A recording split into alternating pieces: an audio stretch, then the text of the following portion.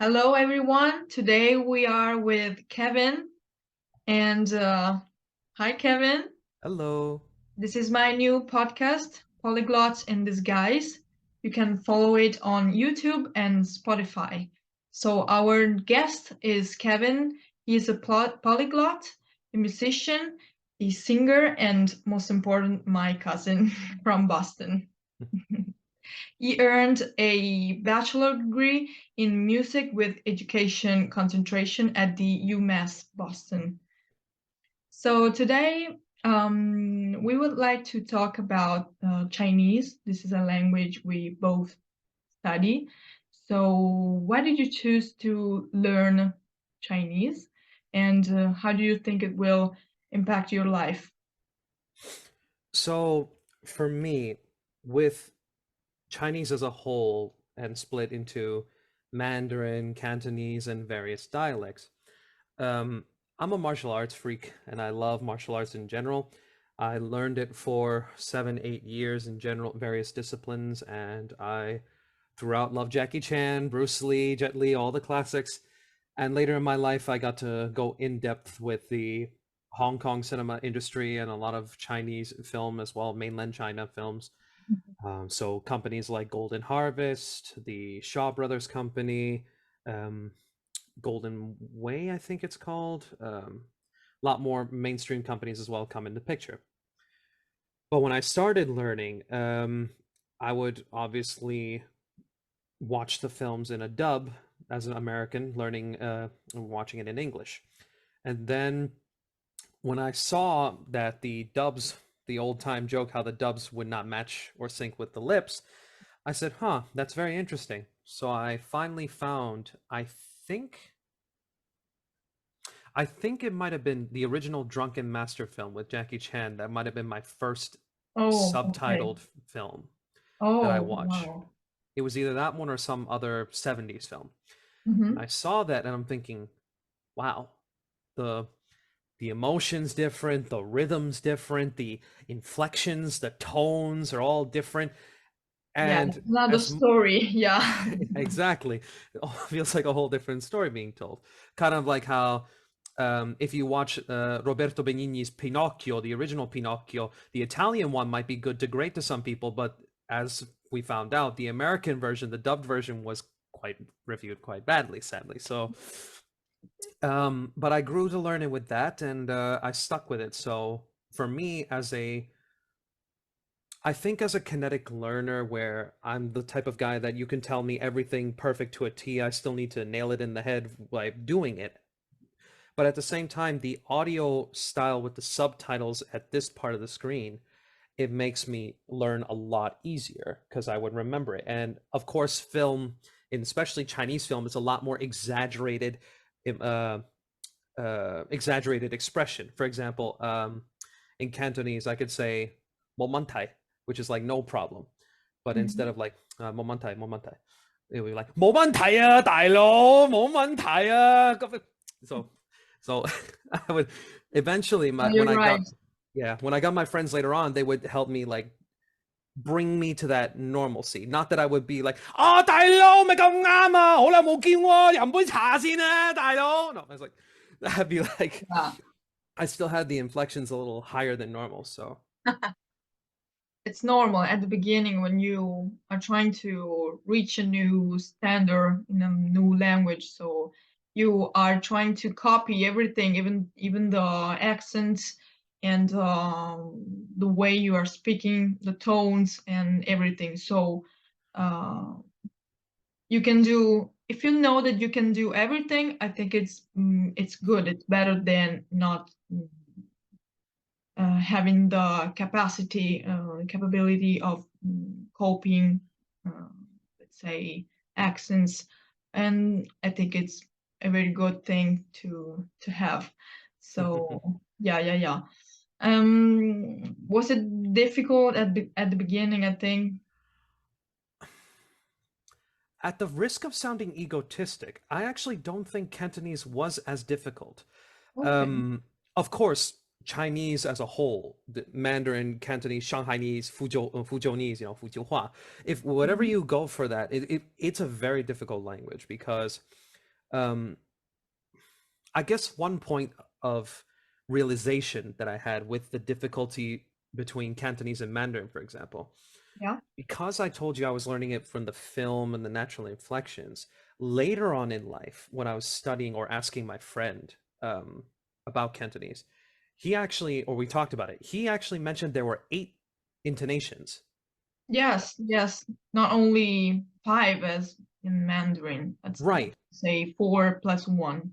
right. So, For yeah. me, those 8 intonations came naturally because the, of course, when you Wow. heard him more, that thing. But now, because I'm learning Mandarin more on the book kind of style, where I first learned the concept of there's 4 intonations, Hmm. I I kind of struggle to match it because, of course, I've done the same study way with Mandarin with films, like for example, Hero with Jet Li or Crouching Tiger, Hidden Dragon with Michelle Yeoh, and various other projects. It's just I don't know, because maybe it's because I put an education aspect on it, or like I'm trying to learn this for the future Hmm. aspect of it instead of for fun. I guess it impedes my learning progress a little bit because I have ADHD and then my head goes everywhere. So, so it's still fun, but it puts a little more weight onto it, which um, for me, Cantonese didn't have that kind of difficulty. Obviously, I need to learn more words, but I Okay. I never had that kind of difficulty issue with Cantonese compared to Mandarin, for example. Wow, that's interesting. That's interesting because I've always thought that Cantonese would be more, Harder. yeah, harder than Chinese, than Mandarin. But at this point, this is a very wow, important point of view you are giving me. So I would like to try maybe. I don't know if I'm going to do it now, but I would like to start learning Cantonese too, but I hope they don't confuse each other, as you said. So I'm not very good at the listening point, at the listening thing. I'm good at maybe remembering all the characters and how you write them down. But I think you are very, very good at listening the sounds and doing them, pronouncing them. So that's why I think you have not met so many difficulties in Cantonese. So yes, yes, I think that's the reason why. And it's like, especially with, for me, especially in Mandarin, my difficulty sometimes comes with piecing the puzzle together for how, for example, with the third tone, which I believe is the down and up tone, correct? Yes, yes. So Mhm. trying to piece that together, for example, into things, or maybe the neutral Mhm. intonation. So those ones have been kind of difficult because obviously I'm not trying to bring my head into the dirt like an ostrich or something like that, but it's just it's again, it's just more, yeah, I think it's just because of the educational aspect that it's kind of blocking me, maybe because I know I can speak Mandarin before I do that copy method, but it's just I don't know, it's just something interesting of it. Yeah, yeah, it's interesting, very interesting. I had some difficulties when, as you said, I'm always trying to remember this educational aspect. So when I was also trying to listen to Chinese movies, I had this problem with this educational aspect because I was trying to learn everything, every tone, every single part of the phonetics. I don't know how to pronounce it. Phonetics, yep. Sorry. Phonetics. Yeah. So I didn't understand anything at the end of the day. And let's say I was just too concentrated on some singular aspects of the language, and I didn't understand the sentences as a whole, or the topic as a whole. So that's the problem, the issue I had, and that's the problem maybe you had, similar to the one I had. Right? Okay. Okay.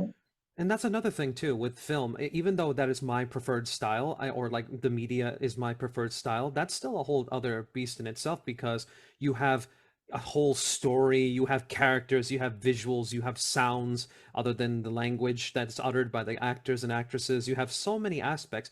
Trying to focus on the film itself and trying to as a non-native speaker could present a challenge in general. I mean, which is why later on in life when I tried doing songs for me are like just bite-sized movies in terms of that application of the listening aspect, because at least you can hear the song and maybe pick up a couple words here or there.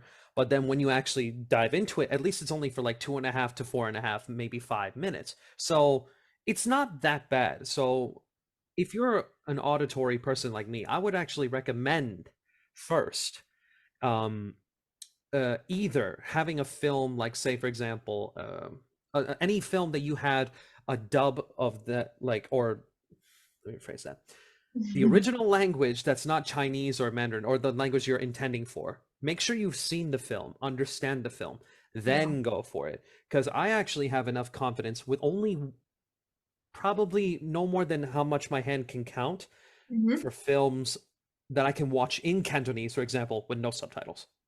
Wow.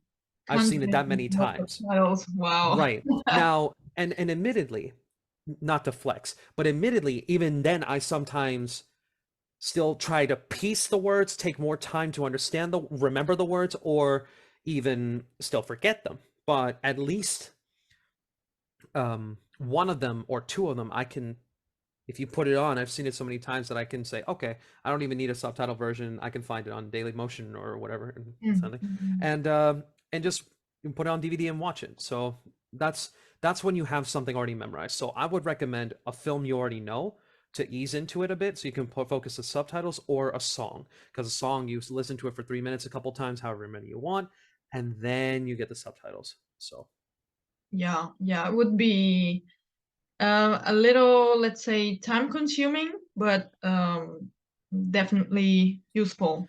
Yeah. well, I mean, with respect to China and Hong Kong and Taiwan and Macau, there's what? And Japan for that matter. There's how many Hanzi that's being released every month, every year? There's like what, 100,000 plus characters Yeah.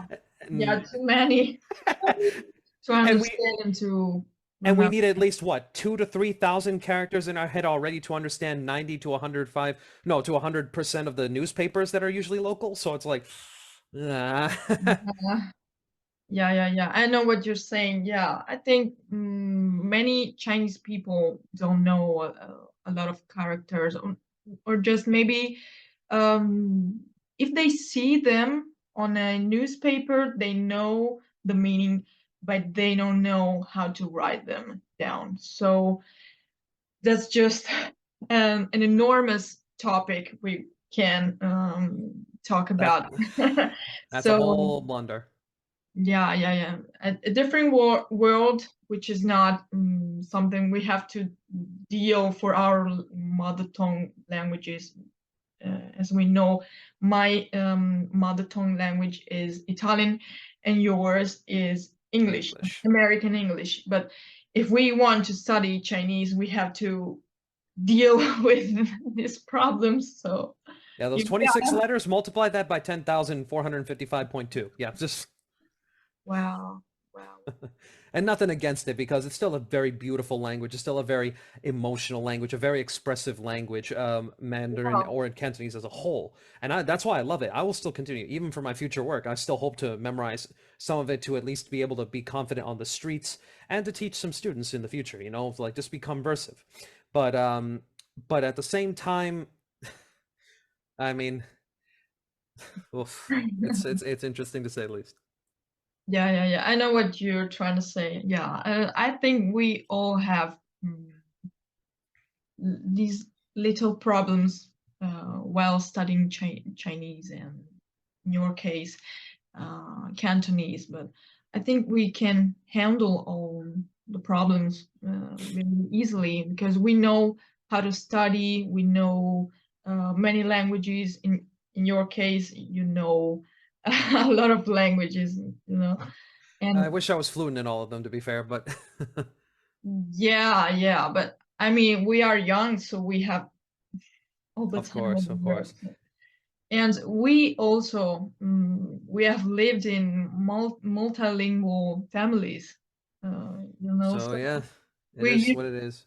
we are used to the To the language, dynamic, yes. yeah, the language exchange, or from passing by from one language to another. So in my case, with with Nonna and Nonno, we were speaking English and then Italian and then our dialect, which Yeah, was, I don't know, a sort of Italian mixed um, maceratese. I don't know. yeah, yeah. I don't know.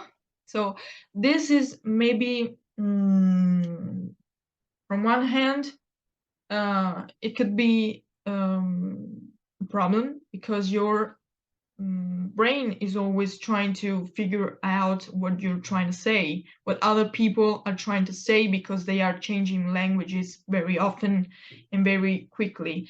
But on the other hand, I think it's a positive thing because your brain is always working and enhancing its ability to understand. So we have, I think we have big brains. Can I say this? I mean, mine was big and a bit too big for my own head at one point. So, I mean, I think we could Oh, say that at that point.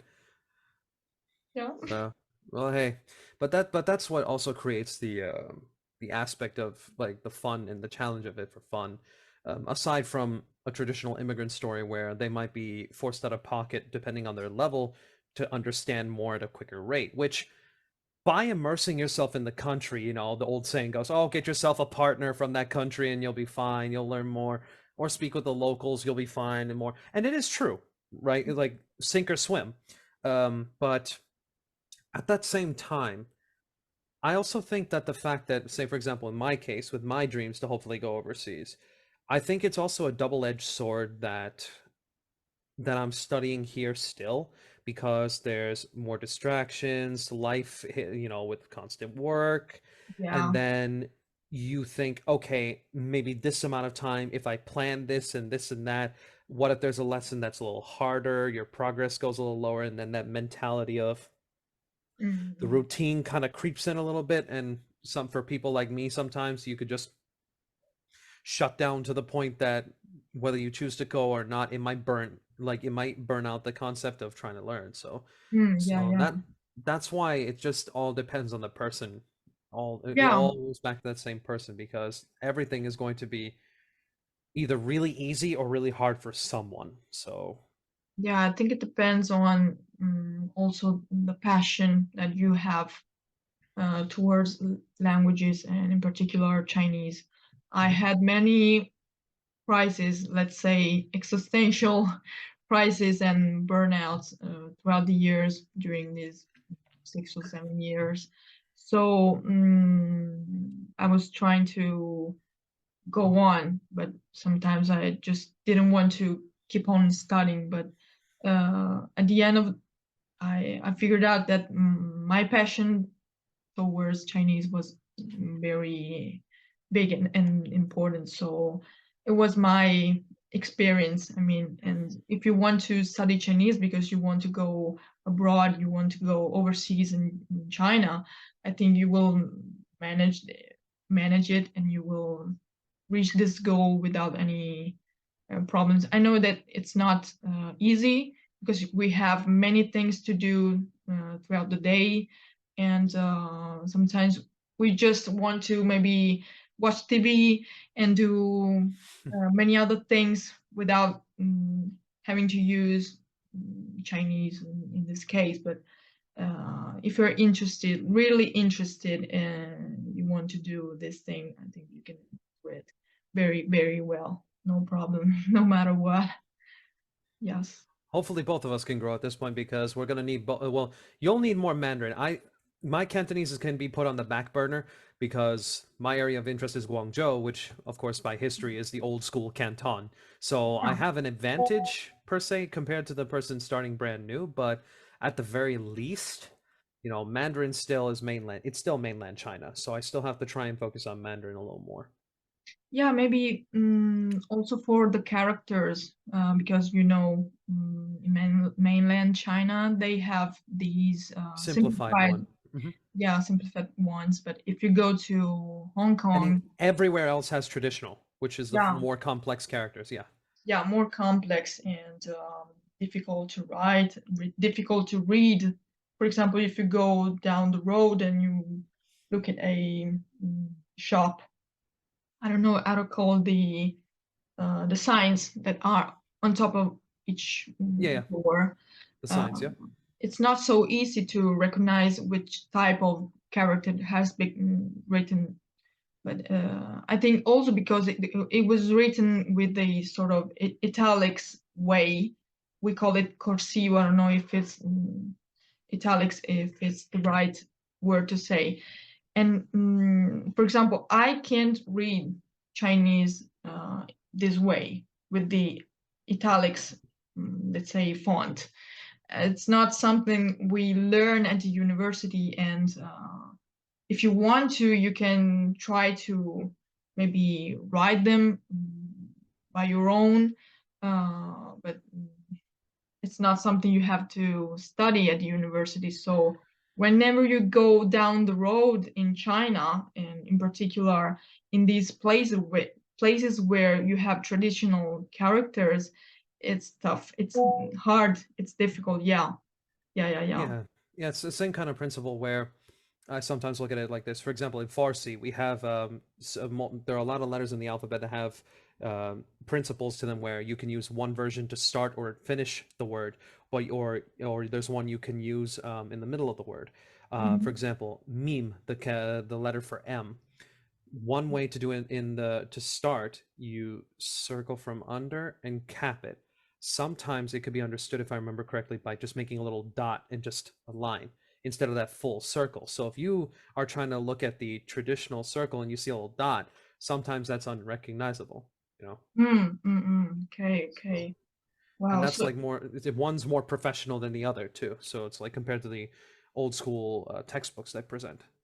okay. So you are talking about Farsi because you know this language too. You okay? And I'm also taking dialect lessons as of late, so I can make sure I can get my writing down too. So, Wow. Wow. So overall, how many languages do you know? okay. With my experience, of course, the closest languages to fluency I have are Italian and Mm-hmm. Farsi. Okay. Um, Not too far behind is Spanish. Mm-hmm. Then I have experience, let's say conversationally or minor, with German, Haitian Creole, um, Wow. Cantonese, Mandarin, Japanese, Korean, Arabic, Arabic. Yeah. Turkish. Um, Many languages. yeah, I'd say those are like the main blocks that I have because I know words here and there and like many others, but like actual phrases or able to say more than one phrase the same time over and over, those are the ones that I have. So Okay. Okay. So you said Asian Creole, you said? Haitian Creole, yes, the nation of Haiti, which is in Oh. the it's in the area of Dominican Republic, Cuba. So Mm-hmm. it's a Creole, which is a language from the Hispaniola days when Christopher Columbus came over there, and Okay. it's a mix of French, I believe. So because there's Oh. a lot Oh. of French mix with Creole mix, kind of like how Cape Verde, for example, in Cabo Verde, Mm-hmm. they have they have Portuguese speakers because Portuguese migrated there, or rather went there, and then there's the the mix of the Creole with that, but there's still some Portuguese speakers over there still, so it's kind of like Wow, that.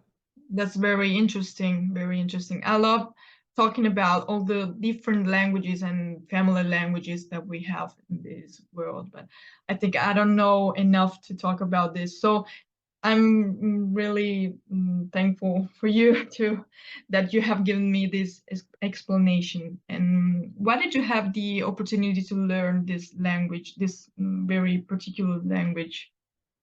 Why? Yeah, I mean, yes, why? And How did you start Ah, to? so with my opportunities that came along, my friend who I deem Joker, really good friend of mine, who I consider a family at this point, he and I, he was a guy that I looked at from a distance. Nothing bad against him, but I just didn't know because he was part of a jazz class in UMass Boston. And then I integrated with the jazz class, and then we started talking more. We started playing more, and he's a really high level musician, producer, and he has done a lot of hard work. And he kept on saying, that a lot of stuff will come my way with these kinds of talents that I have. And I'm saying the same thing. Like, my talents, you already know how to get people like me started. What do you need me for? So he's like, I haven't. I could use you. I could very well use. And then we became best friends, and we have a lot of people. Thankfully, when I go over there, hopefully soon, I go over there. I have at least 5 to 10 people that I can trust on, rely on, help me out over there. So, and then hopefully we can see each other over there too. So that's a dream. So maybe this is a very important thing to say. If you have many connections all around the world, you can be able to learn different And languages. I'm blessed to have them. So it's a very interesting thing. Yeah, yeah, yeah, yeah. You have many connections. Yeah, you know. I think this is my a little bit of a problem because I know many people here in Italy, not so many people in the US, but I know some Chinese people that are who are here in Hey, it only Manhattan. takes one little step. Every little bit helps. Yeah, you know. Yeah, you're right. You're right. So maybe with this podcast, I hope I can meet many other people and start learning many other languages at this point. Of course. Okay. So, Kevin, thank you so much for Thank you, Kiara. participating today. And I would like to thank you again for explaining to us everything about your experience with the languages you know. And thank you for everyone who is watching us. So, Thank you. goodbye. Bye.